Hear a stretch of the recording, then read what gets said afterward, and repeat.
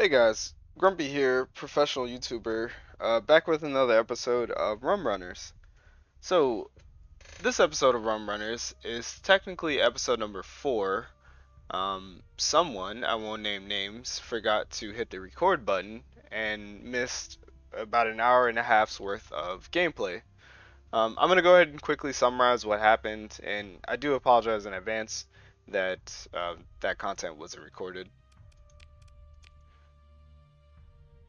So, let's start off with Jack Sparrow. So currently level 5. I believe we left off at level 4. If not, at level 4, I picked up field modulation.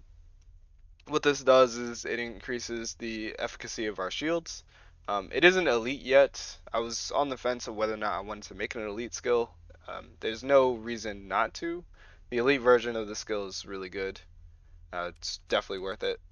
And then finally, for our 5th skill, this is what we've been chasing the entire time. We picked up missile specialization. So again, the elite version of this is really good, but the base version by itself is also really, really good. It doubles the amount of missiles you get, which stacks on top of expanded missile racks. It's not a double multiplier, so instead what it is, it's another 100%. So for example, we have sabos that normally have a base of 3. um, Expanded missile racks would double it to 6, and then missile specialization would give you an additional 3 on top of that. So you have 9 Sabo missiles per Sabo that you install on the ship. So really good. Debating whether or not I want to make these elite skills, but that's that. And then next up, I recompose the fleet. I just am not impressed overall um, by the underworld ships. I wanted to give them a try, right? I wanted to add more ships to the experience, but they're just overall really bad. Their their armaments are just awkwardly placed. Their special abilities don't really contribute to combat. And I haven't seen the capital ships, but if they're built in a similar form and function to the smaller ships, I'm probably not going to be impressed by them either. I'll still look to incorporate those ships into the fleet, just because that is part of the experience. But they will not be a main. Underworld ships will not be a mainstay in this fleet. So I sold off the shark and sold off the scythe. I like the scythe. The thing is though, it's a phase ship that's mostly ballistic. Its special ability was accelerated ammo feeder, so it wanted to stay in combat but also phase, which is not really a good combination. The normal afflictor with antimatter blasters works really well because while the antimatter blasters are on cooldown, the afflictor is in phase space. With ballistic weapons, you pretty much have unlimited uptime on your weapons. You don't really wait for cooldowns or charges or whatever. So you're just constantly firing, and it confuses the phase ship AI because it wants to, keep doing damage. So without shields, this ship is pretty much like a Hound or a Cerberus. So it just wasn't really effective on the battlefield. The Barbarian is still dressed the exact same. No changes there. It's still a long-range support ship. Kind of like a battle barge in a way. Then the first major change is an Enforcer. I picked one of these up, I believe, from Umbra. I think the Umbra Black Market. I just purchased it. Very powerful ship on a small platform, jam-packed with missile slots and medium ballistic slots. So the way I decided to build it is with 4 Sabo SRMs. These all fire linked, so they all fire at the same time. And then like I was talking about before, because I have missile specialization and expanded missile racks, I have 36 Sabo missiles on this one platform. Ideally, going forward, I'll get more enforcers, and I could just spam, not necessarily sabos, but like any missile platform that I want. So maybe even reapers or harpoons, um, Atropos if I can't find any other thing to fill it. Hammers are also dirt cheap and very effective. So whatever I want, I can put in here, and then I'll find officers with missile specialization, and then build in, or not build in, but include expanded missile racks. After that, we have our 2 assault chain guns, and then a heavy machine gun. This is dirt cheap kinetic pressure. Um, it's a really good weapon. The problem is though, when you're receiving missile fire, the heavy machine gun will prioritize the missile because this is a point defense weapon.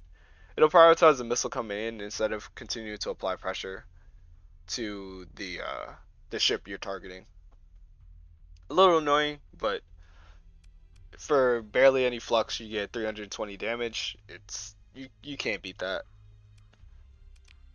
Moving on from there, I picked up a strike. I think I actually won this from combat. I think I won this from combat. I don't remember where I got this from. Um, but it's outfitted just wonky. And energy weapons are really hard to come by as a pirate, so I kind of just slapped whatever on here. I want to replace this with an ion pulsar. I think this is gonna be much better, and then I can use it to escort myself. So um, while I'm doing kinetic damage to the target, stripping their shields, the ion pulsar will be able to disable the weapon systems once the shields are down. So right now it's a pulse laser and then an ion cannon, and then the light dual autocannon is just here. I could probably replace that with the needler, but the dual autocannon is fine. And then safety override. I don't think I mentioned this. Safety overrides on this enforcer, and then safety overrides on the strike, just to maintain that high top speed and just let it zip around the battlefield. And then last but not least, our last combat ship is a Manticore. Again, weapons are hard to come by, surprisingly. So sitting in the middle is a Devastator cannon. Normally this is considered like a point defense weapon or an it says anti-fighter weapon. It's also a high explosive weapon, and it's really effective against ships that are overloaded. And between myself and sometimes the Barbarian, we usually can overload a ship pretty reliably. And if the Manticore is nearby, it's kind of like janitor duty. It'll strip away the armor of whatever ship is in front of us, and then we'll be able to lay into it. So really nice. And then we also have the harpoons here.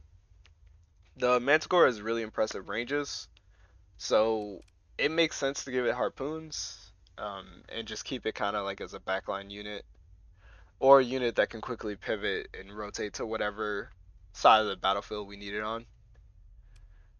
And then finally, the last ship that we added to the fleet was an Atlas. I think I got this. Yeah, I got this from a merchant convoy. I found another merchant convoy, and I just spent the story point to recover this. Um, Normally, it's not worth spending a story point on an Atlas, unless it's your first Atlas. And even then, I normally don't buy an Atlas, so that's why I do it. But you can buy an Atlas for I think 100 to 200,000 credits or whatever. So if you don't want to spend a story point, just buy it instead. Anyway, that's that. So those are all the changes. Here's the inventory so far. Starting to build a small inventory of weapons, but none of these are particularly good. They're just like little trophies from combat so far. Anyway, what I've been doing is I've been looking for, or well, the goal of this episode is to continue to look for better ships. So be it eradicators, more enforcers, um, what else? More strikes, ships that are and wolves, ships that can fill out the fleet. They don't have to be very powerful, but they need to be like I need more ships. If I want to fight bigger fights, the problem we're running into is just getting surrounded, and these pirate ships are, kind of pushovers. They have bad flux, bad ordnance points.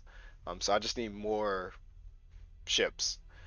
And then the second goal is, if we can get to it, I decided that I want to settle in Penelope Star. Penelope Star is rich with planets right now. Different types, different conditions, and I would like to start exploring some of these. This is where This is where I decided to put the Pirate Cove. I think it's a really good spot. It's iconic. It's a red giant kind of hanging out at the edges of the core worlds. And I think it makes sense that a pirate would settle a colony here or settle a cove here. So those are the plans for today's episode. We'll see how far we get. Anyway, enough talking. Let's do some exploring. Actually, let's buy some fuel. And then do some exploring.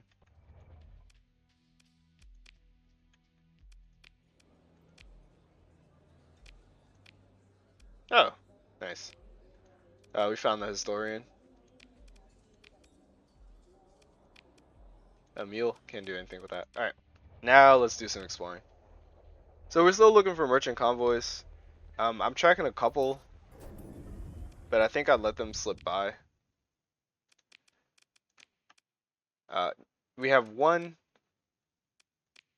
and this one I'm pretty sure has landed already, so we can stop tracking that. This one's on the way to Gilead, and this one's on the way to Krur. This one's heading from Asher to Chalcedon. Gilead is here. So we'll head over to Canaan and see if we can intercept some of these ships. So what I've been doing is I've been paying attention to events on the left side over here, and I look for these convoys, and when they pop up I track them and then wait for a few days to pass to see if I can intercept a ship. Sometimes we're lucky and we catch them, but sometimes, like, space is a big place, so they'll end up flying away. Yep.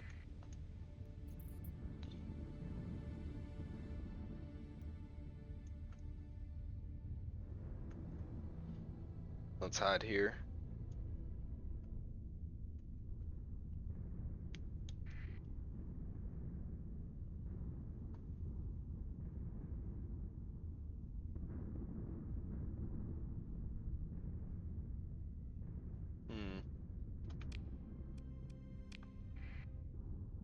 It does take a while between when they launch and when they can appear in space. Star Sector is a real time. Oh, found them. Star Sector happens in real time, so they need to travel from their homeworld to a jump point, which does take time.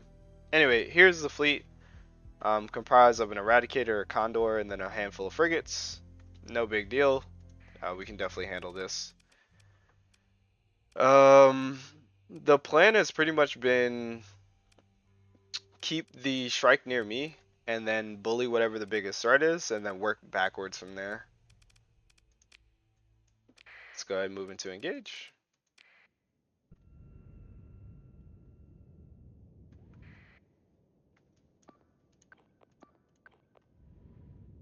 Just keeping ships close together, really. And then once we get to the end, just letting them loose using that full assault command.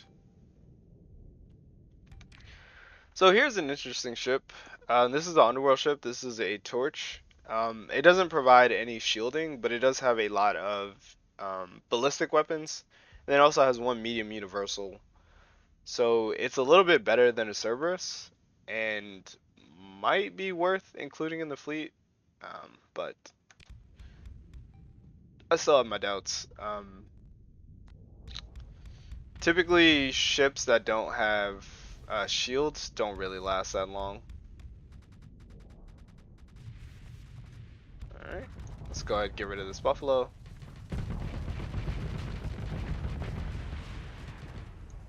Nice. There you see the power of those dual assault chain guns. This ship is a bore. I did try this ship out on a different playthrough, and it's pretty good. This one does have a shield, fortunately. Its armaments are medium ballistic and then 2 medium composites, so you can put missiles in there or you can put ballistic weapons. And then it has small missile slots on top of that. So it's kind of like a more versatile enforcer, but it doesn't have nearly the same amount of armor. Anyway, I'm gonna go ahead and deal with it. And then we'll look after the rest of our fleet.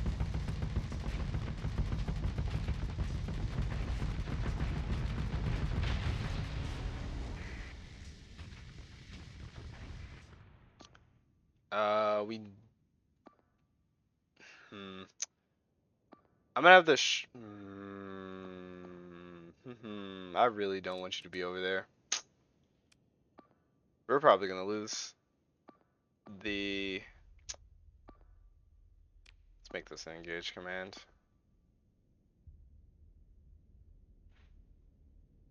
We're probably gonna lose a barbarian, but I think that's all right. We're just inches away from this condor, so I don't really want to deviate. I want to get rid of the condor, get rid of these. What are these? Oh, these are the fighters with the hammer missile. I'm gonna get rid of this condor, and then I'll see if I can help over here. Yeah, it's not looking good.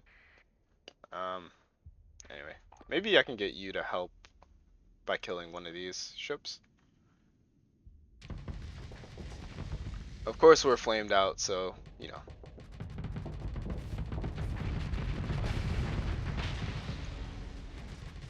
All right, let's go save our buddy here.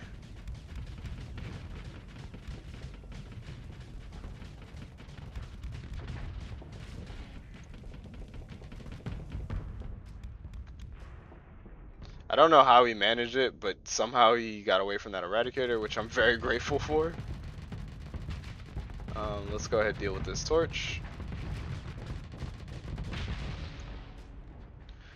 So, the next skills I'm looking at getting is going to be things that improve combat readiness for the rest of the fleet. Things that improve our industry. And I may pick up gunnery implants for myself. Gunnery implants is a really nice perk. Oh, what are you? Can I see? You have... Oh, are they coming off the eradicator? They are. Revolver support fighter wing. I'm gonna have to look that up in a little bit.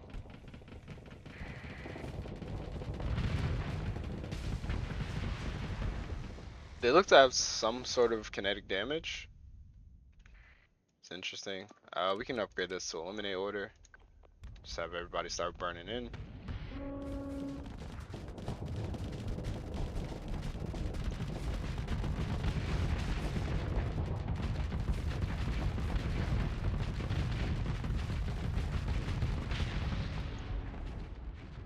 Alright, cool. And we'll go and claim victory.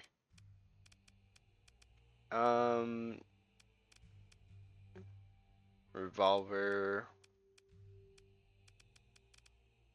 Oh, interesting. You can't see the fighter wing after you destroy the carrier that's carrying it. We'll pursue them, and then we're going to manually control this battle, just so that we make sure we get all these ships. Take command of the action. We'll deploy all. And the way we'll do this is like this.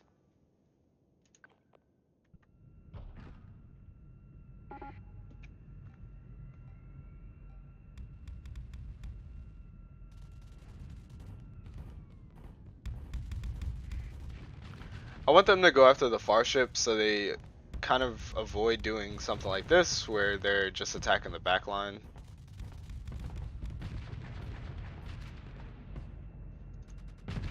Oh. Yikes. That could have been fatal.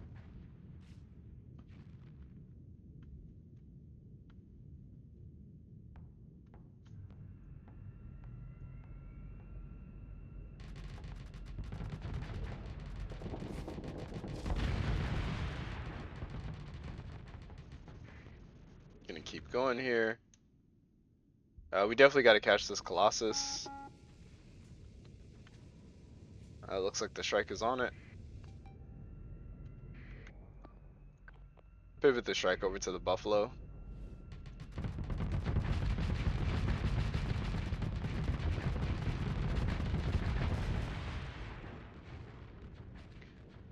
Now, one of the problems with the Enforcer, while it does have, all these weapon systems that it can bring to bear, it does have really bad flux troubles. So I'm probably gonna want to pick up ordnance expertise at some point. All right, the enemy fleet's kind of getting away.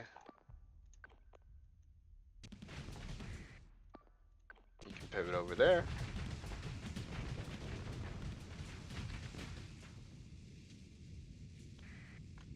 See if we can deal with this wolf. Nope, just a bit too fast. Unless we can catch it while it turns around. Nope.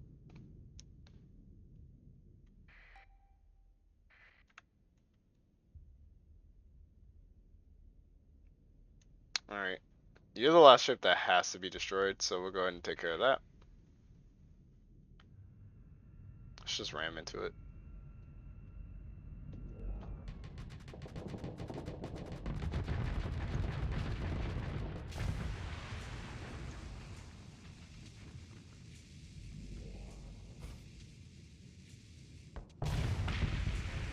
Alright. There's a mule here. We don't really care about that. That ship is empty. You can tell which ships are empty because they'll have the lightning bolt through them.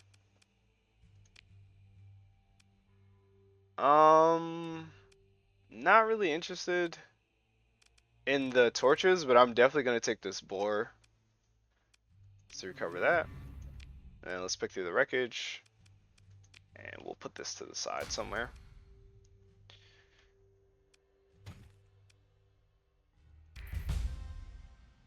Alright. Now with our next character skill, I think we are going to take bulk transport. Just because it'll help us out immediately here. The better skill to take though is probably going to be navigation. That +1 burn ability is so important when it comes to evading enemy fleets and tracking them down. Probably end up picking that up next.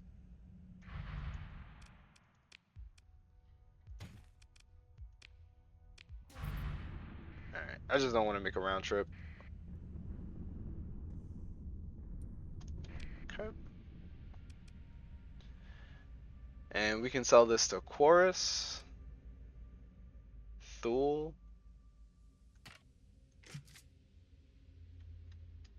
We'll keep 150 for ourselves. These are going to Thule, these are going to Chorus, and these can also go to Chorus.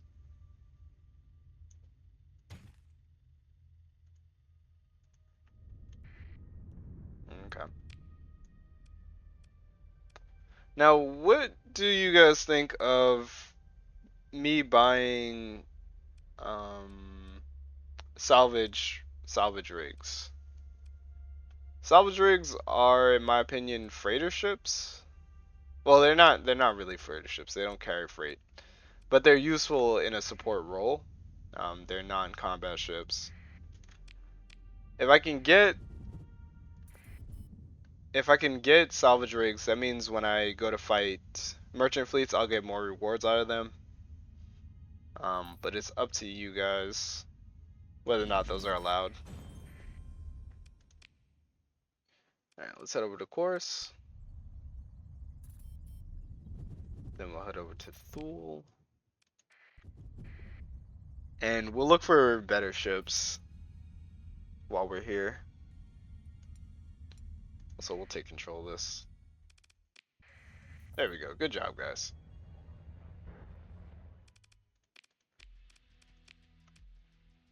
Ooh, also we got goodies here. So I don't think I explained this, or if I did, I want to apologize for repeating myself.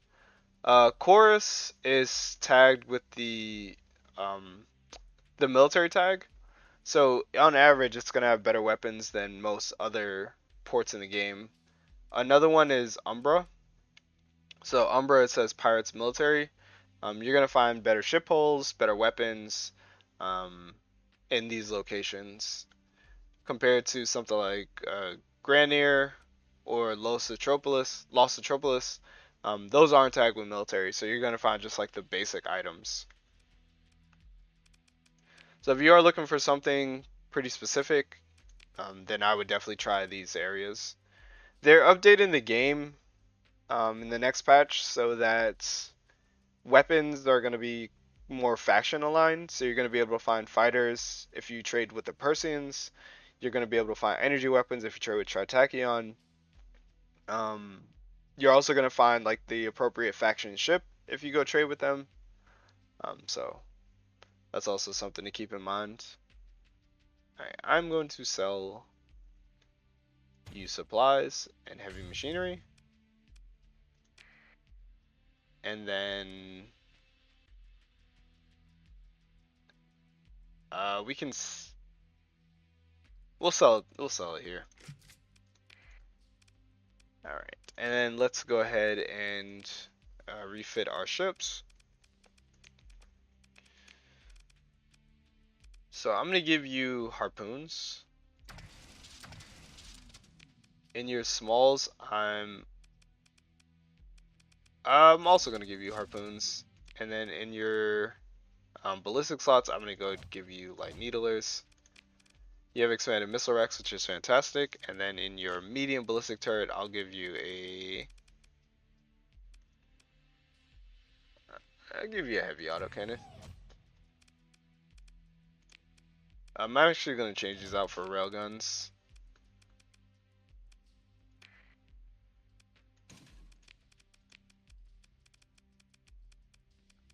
Give you another railgun, and I think that'll be just fine. And then for you, swap these out for light needlers. Doesn't really make a difference. It's just for symmetry's sake.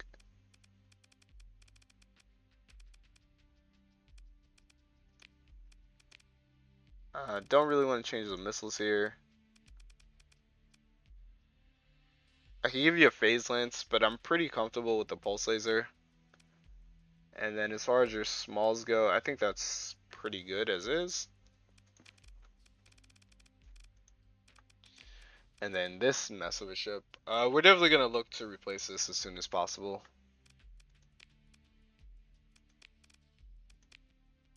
Alright. Huge miss on ship hulls. Nope.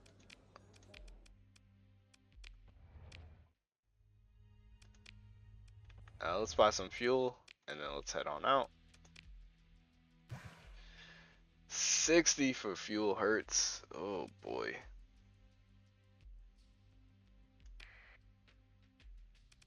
Yikes. Alright. But let's continue on. You know what? Now that we have the supplies, let's do a little exploration. And how's our crew? Our crew should be good enough for that.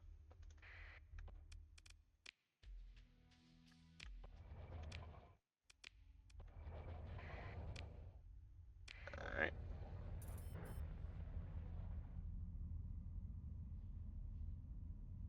Ooh, actually, looking at time, I'm gonna call the episode here. At the beginning of the next episode, we're gonna go ahead and explore Penelope Star, see what we can find, and then begin our colonization of the system. Anyway, thanks for watching, guys. And now I want to give a massive thank you to my supporters, our newest supporter, Philip Kallenbach, as well as our returning supporters, Randall Porter, Zoni, Wet Noodle, and Kriltic. It means so much that you guys are willing to support the channel, and I want to thank you for that. As well as if you would like to become a YouTube member to support the channel, that would be the most direct way to help me. I will continue to produce ad-free content for you to enjoy, but it does mean a lot if you're willing to support the channel. Other than that, Grumpy out.